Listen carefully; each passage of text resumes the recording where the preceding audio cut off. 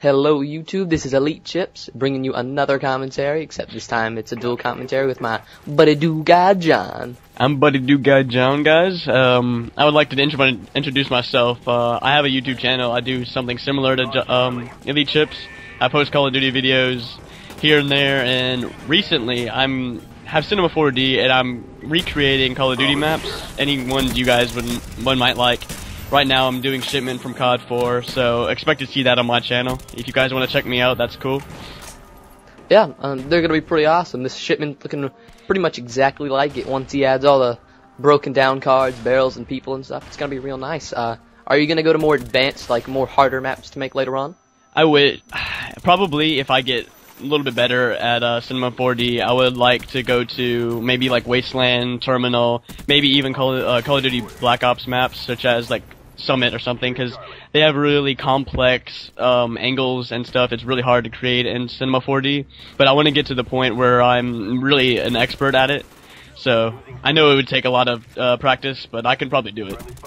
Yeah, that'd be really awesome. I don't think I've seen really anything on YouTube about it. Anyone making different Call of Duty maps in Cinema 4D, so that'd be really awesome to see. But besides that, let's talk about Homefront and Crysis 2. That is, I would like to say pretty hot topic. Yeah, like, it is one of the topics that's going around right now, and Crysis, I like that fast paced action. You're always in the moment. You're killing people left and right, but then again, it's like you have Juggernaut Pro and Ghost Pro all the time. Yeah, I mean, yeah, sure there is an energy bar and that does run out, but, that doesn't take a lot of time to regain. True. I mean, I've seen gameplay on both Crysis 2 and Homefront. I haven't got to play either of them, but, they both look like great games. It just kind of all depends on what kind of player you are, Yeah. If you're more of a Halo and have, kind of more skill type deal, you might like Crysis 2. But if you're more into Call of Duty, you're probably going to like Homefront more. Yeah, and see, since Call of Duty, I've been playing since Modern Warfare 2, sadly, and I want to get away from that, like, such as Homefront, and I want a game that takes skill, so, Crysis is my game. Yeah, Halo was a great game, it takes skill, and I think Crysis, it looks like it has way better graphics, I just think it'll be a much better all-around game than Homefront, and I think the lasting time will be way longer, especially if they come out with multiple Crysis games. Yeah, and like the map designs for Crysis 2 seem very complex. Like I've seen one, it looks like it takes place in like a New York parking lot area. The way those ideas are set up, I really like that. And Homefront just seems like it's open field, very very large maps, and it's kind of hard to find people. I mean, it's not. Yeah. It doesn't seem like it's kind of like a Battlefield a little bit. Yeah, and in my opinion, I personally hated Battlefield only because of the realism of sniping and the bullet dropping. I mean, sure, that's only one thing to hate, but I don't know if Homefront has that. I don't think it does, but I'm not a big fan of gigantic maps, even if there are a large amount of players in the map. Sure, it's a little easier to find them with there being like so many people against each other. Yeah, but I like you said about the Crysis 2 and their maps. I like the variety and the creativeness of the maps. Yeah. Like, I never would have thought of a map in New York, like, all around there and how, like, detailed it is. It's just great.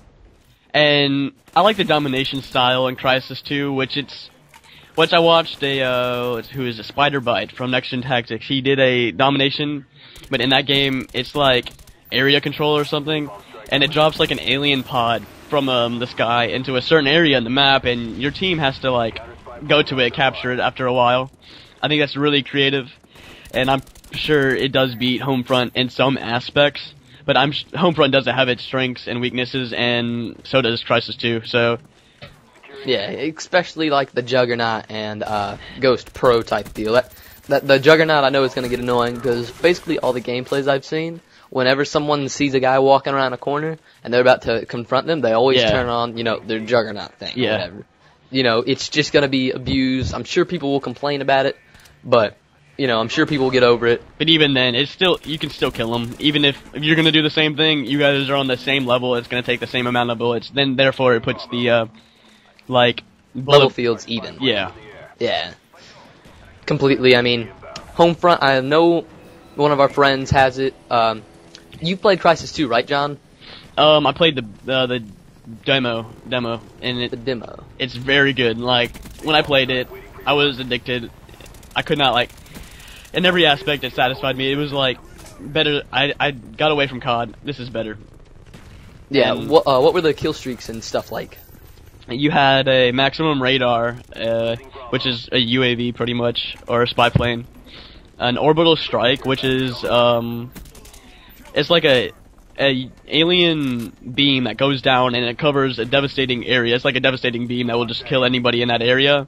And then I believe the seventh kill streak is like a helicopter, sort of like that. Is it kind of like a Huey in this? Is it kind of like you man it and you get to control where it goes, or do you really know? It's like an attack helicopter in my eyes. Okay. So you don't control it. It controls itself. Yeah. Okay. Well, so not really overpowering kill streaks. Kind of sounds like a UAV, a napalm, or something along the lines of that, and an attack helicopter. So that's good. And that's also another thing I probably won't like about Homefront is the kill streaks. All the vehicles, like the tanks, the helicopters that can last for a really long time.